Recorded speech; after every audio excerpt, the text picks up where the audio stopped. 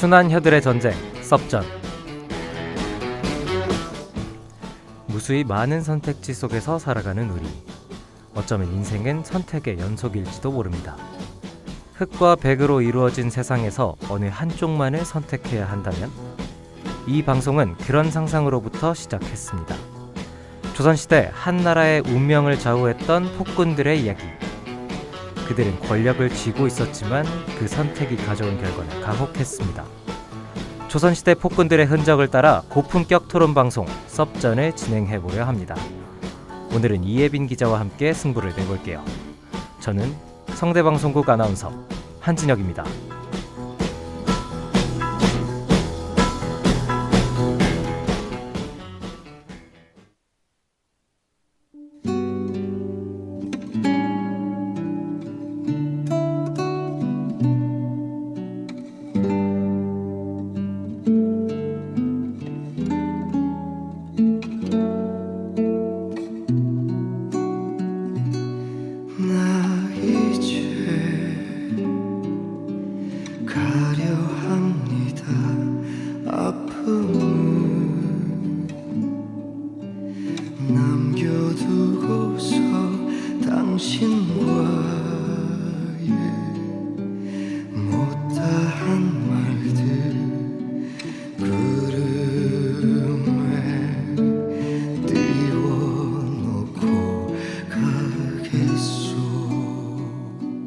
그대 마음을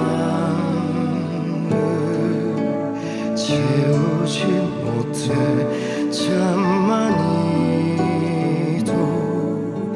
눈물 흘려서 미안한 마음 두고 갑니다. 꽃이 피고 또 허공은 날아 바람에 나를 실어 외로웠던 새벽녘 별들 벗삼아 이제 나도 떠나렵니다.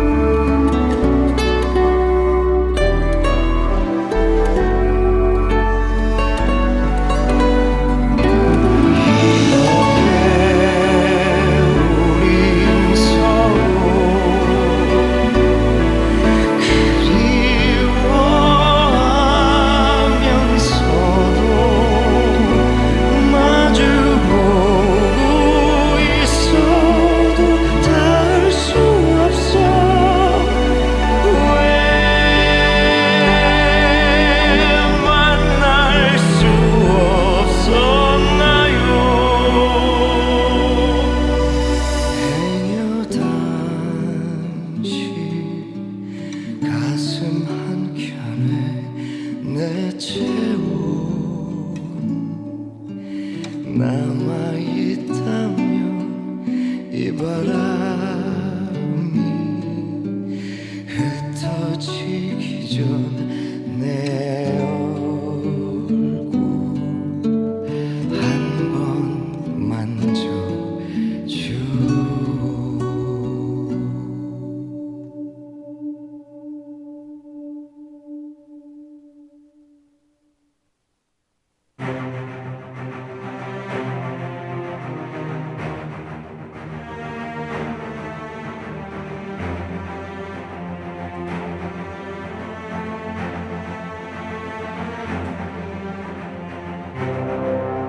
조승우의 꽃이 피고 지듯이 듣고 왔습니다.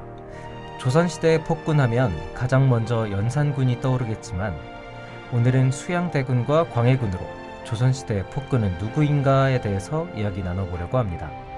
저는 조선시대의 대표적인 폭군에 수양대군이 빠질 수 없다고 생각하는데요. 수양대군 많이 들어봤지만 막상 생각해보니 어떤 인물인지 감이 잘 안 잡히네요. 수양대군이 폭군인 이유를 설명하기에 앞서서 그는 누구인가에 대한 설명이 앞서야겠군요. 네, 수양대군에 대한 설명 먼저 부탁드립니다. 어찌 내가 왕이 될 상인가? 영화 관상의 명대사죠. 이 영화에서 배우 이정재는 수양대군의 역을 맡아 웅장한 사운드와 함께 슬로우 모션으로 등장하면서 한국 영화 사상 최고의 등장씬을 탄생시켰습니다. 영화 관상이라고 설명해주니 수양대군에 대해 조금씩 기억나는 것 같습니다. 조금 더 자세히 수양대군에 대한 설명을 이어가보죠. 수양대군은 1417년 세종의 둘째 아들로 출생했습니다. 그는 형인 문종에 비해 학문보다 무예에 능하고 병서에 밝았습니다. 세종의 뒤를 이어 왕위에 오른 문종이 재위 2년 3개월 만에 갑자기 승하하고 12세라는 어린 나이에 단종이 즉위하자 자신이 왕위에 오르기 위한 야망을 드러내게 됩니다. 왕위를 찬탈하려는 그 과정에서 폭군으로서의 모습이 드러난 건가요? 네, 그렇다고 할 수 있죠. 수양대군은 30여인의 무인 세력을 휘하에 두고 왕권을 찬탈하려는 계획을 실행합니다. 혹시 계유정난이라고 아시나요? 정확히 잘 모르겠는데 자세히 설명해 주시죠. 1452년 10월 수양대군은 조선의 국왕이 되기 위해서 명나라로부터 환심을 얻어야 했기에 40살에 자처하여 명을 다녀왔습니다. 이후 1453년 10월 10일 무사들을 이끌고 김종서를 살해하고 단종을 압박하여 왕명으로 중신들을 소집한 뒤 주기벌을 유배시켰습니다. 그리고 동생 안평대군을 강화도로 유배시킨 뒤 사사하였죠. 이를 바로 계유정난이라고 합니다. 수양대군이 왕위에 오르기 위해 일으킨 계유정난은 단지 권력욕에 휩싸인 반란인 것 같습니다. 제가 알기론 집현전 폐지도 수양대군, 즉 세조의 정책이라고 알고 있는데요. 맞습니다. 이는 사대부의 권력을 견제하기 위함이었죠. 계유정난을 통해 반대 세력을 제거하고 왕위에 오른 만큼 그는 왕권 강화에 힘썼는데요. 물론 진관체제라는 군사체제를 확립하고 정비하는 업적을 남겼지만 계유정난과 왕권 강화를 위한 다양한 정책을 볼 때 권력의 눈이 먼 폭군이라고 할 수 있습니다.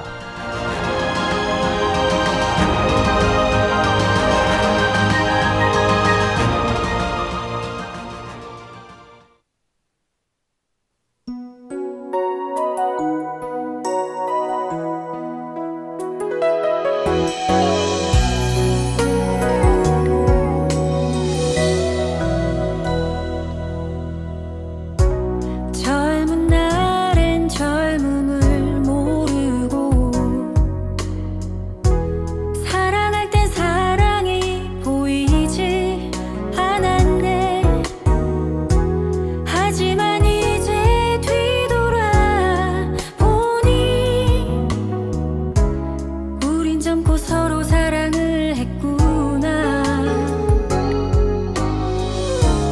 눈물 같은 시간의 강 위에 떠내려가는 건 한 다발의 추억. 그렇게 이제 뒤돌아보니 젊음도 사랑도 아주 소중했구나. 언젠가는 우리 다시 만나리. 어디로 가는지 아무도 모르지만 언젠가는 우리 다시 만나리. 헤어진 모습 이대로.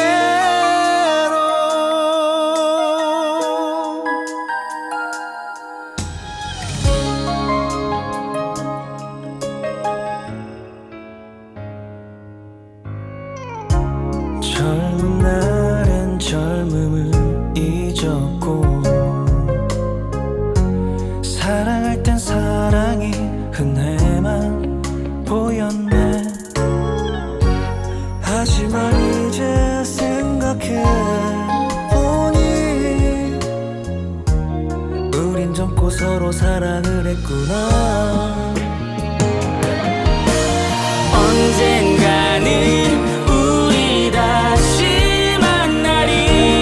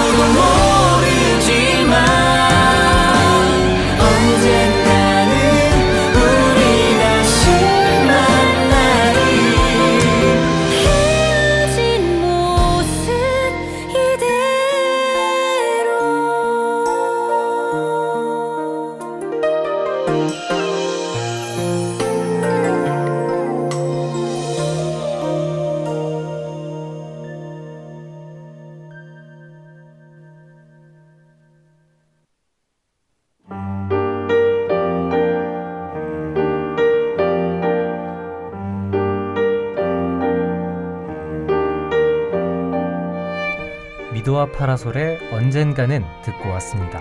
이번엔 제 차례군요. 저는 조선시대의 폭군으로 광해군을 꼽았습니다. 영화 광해, 왕이 된 남자를 굉장히 재밌게 본 기억이 있네요.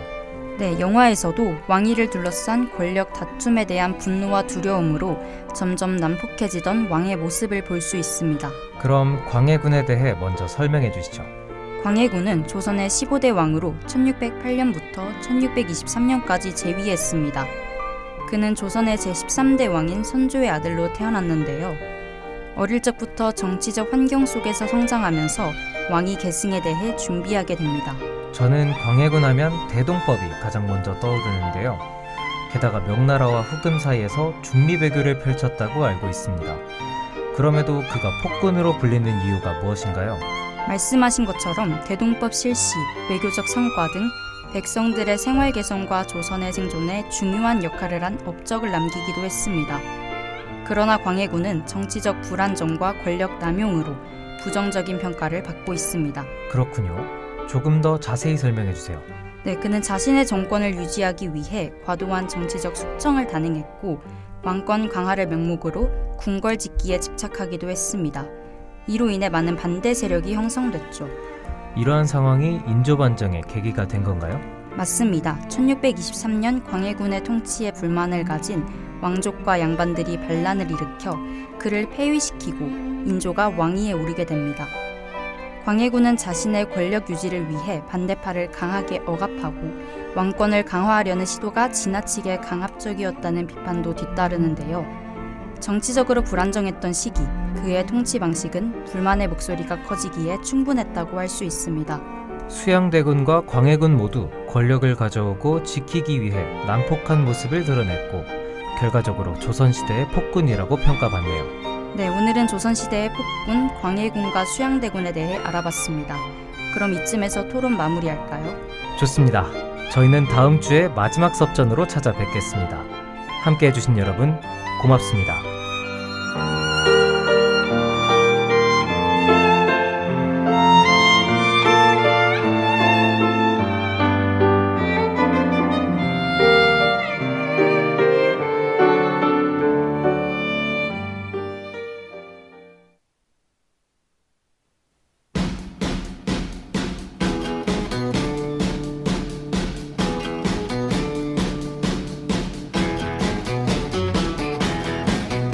지금까지 취재 이예빈, 기술 이하리, 그리고 진행의 기자 이예빈, 아나운서 한진혁이었습니다.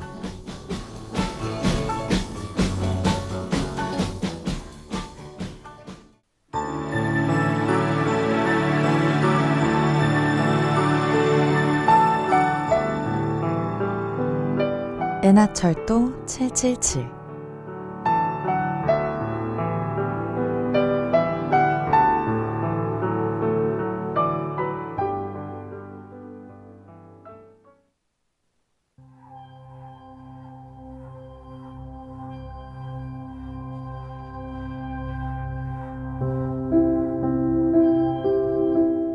승객 여러분 안녕하세요.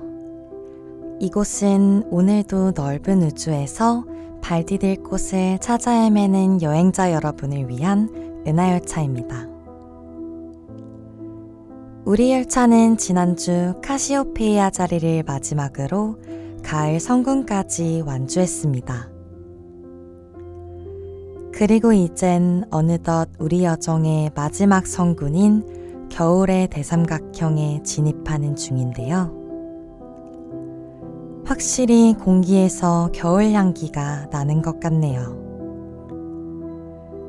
공기가 차갑고 건조할수록 별이 잘 보인다고 했었죠? 그런 의미에서 겨울은 참 반가운 계절입니다. 이 하늘에 있는지도 모르게 꼭꼭 숨어있던 별들이 하나둘 모습을 드러내는 그런 시기니까요.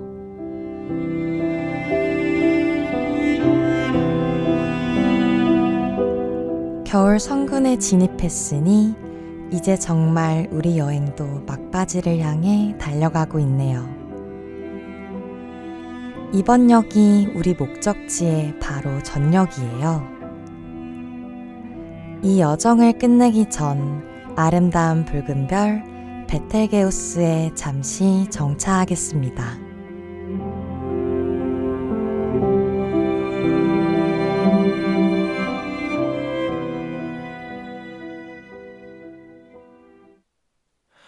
空にある何かを見つめてたら、それは星だって君が教えてくれた。まるでそれは僕らみたいに寄り添ってる。それを泣いたり笑ったり繋いでゆく。何十回何百回ぶつかり合って、何十年何百年昔の光が星自身も忘れた頃に僕らに届いてる。僕ら見つけ合って手繰り合って同じ空輝くのだって、二人だって約束した遥か遠く終わらないベテルギウス、誰かにつなぐ魔法。僕ら肩並べて取り合って進んでいく。辛い時だって泣かないって誓っただろう。遥か遠く終わらないベテルギウス、君にも見えるだろう。祈りが記憶をたどるたび蘇るよ。君がいつだってそこにいてくれること、まるでそれは星の光と同じように、今日に泣いたり笑ったり繋いでゆく。何十回何百回ぶつかり合って、何十年何百年昔の光が僕自身も忘れた頃に僕らを照らしてる。僕ら見つけ合って手繰り合って同じ空輝くのだって、二人だって約束した遥か遠く終わらないベテルギウス。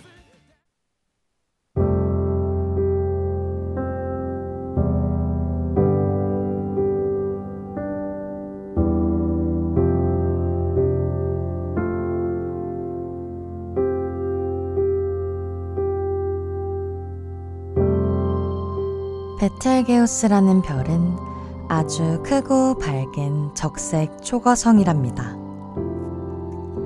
그 지름이 태양의 1000배 정도 될 만큼 크기가 크고 엄청난 에너지를 가지고 있는 별이죠.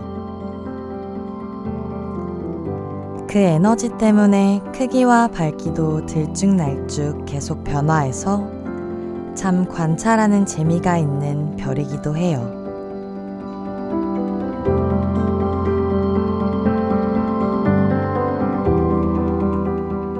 이제 베텔게우스에 거의 도착했습니다.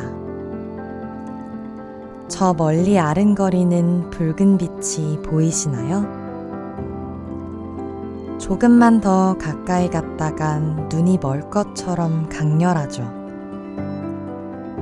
하지만 용기 내어 저 아름다운 모습을 한번 똑바로 봐주세요.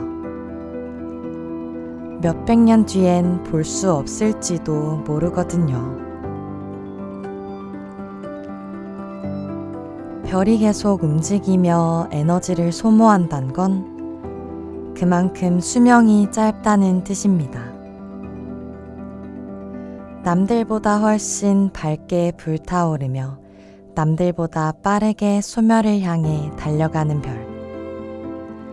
그런 별이 폭발할 때 우린 그걸 초신성이라고 부릅니다.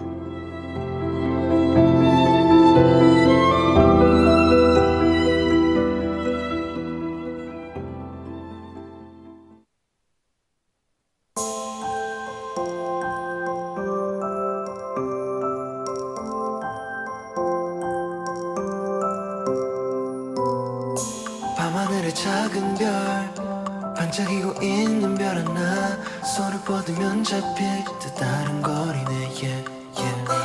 가만히 생각해보면 유난히 너와 하늘을 보면 시간을 보는 것 같아 하늘에 담겨있네 아름다운 것도 반짝이는 것도 잡으려고 해도 잡히지 않는 것도 yeah. 저 별과 너는 참 많이 닮은 듯해 내게서 멀어져 닿을 수 없는 것도 yeah.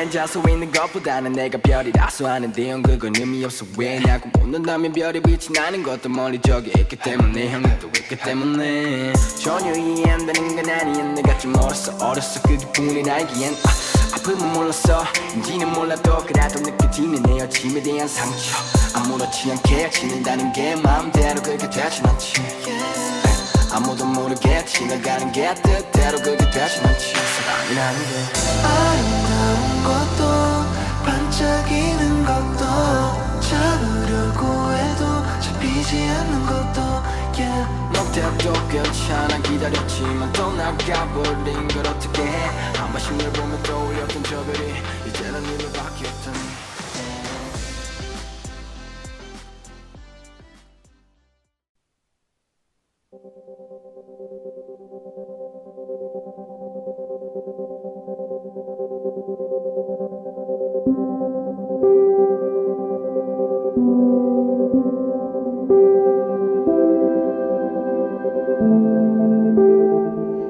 자, 우리 은하에서 가장 유력한 초신성 후보 중 하나인 베텔게우스에 도착했습니다.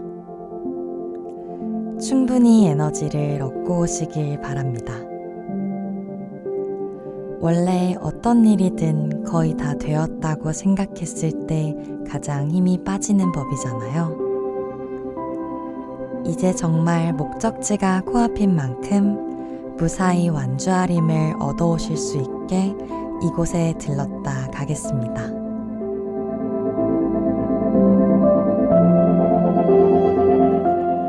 폭발하는 별에 초신성이란 이름이 붙은 이유를 알고 계시나요?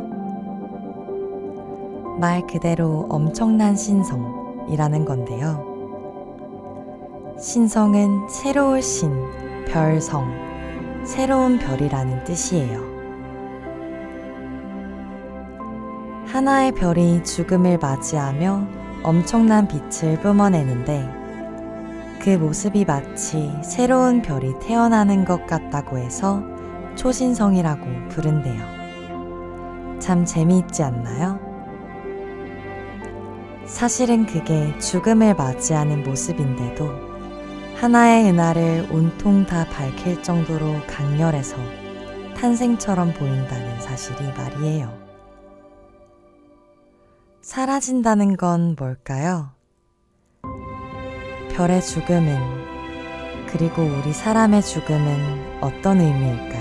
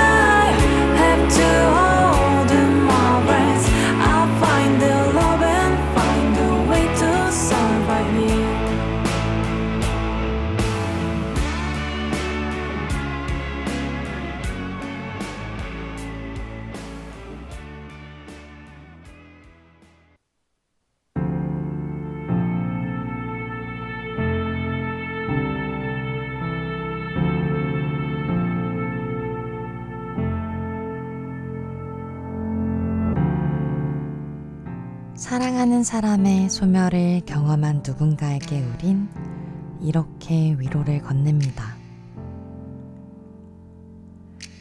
너의 마음 속에 영원히 살아계실 거야.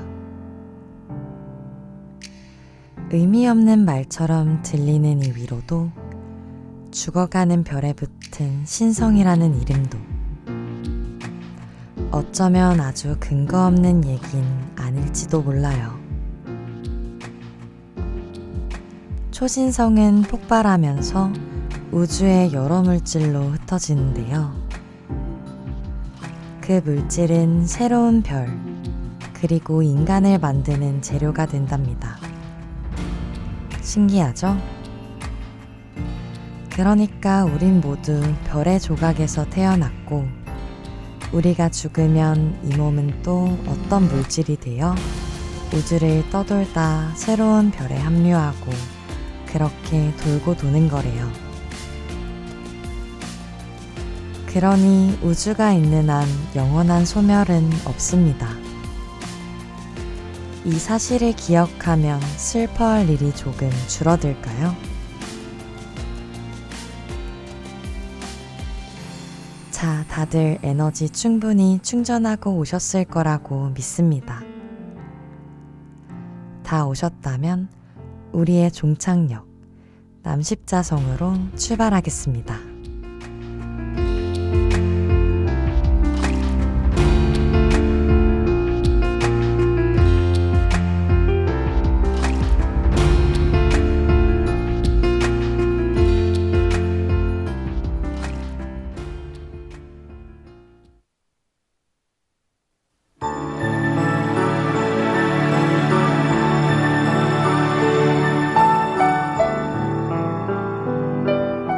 지금까지 스크립터 김세연, 엔지니어 박서린, 내레이터 박지혜였습니다.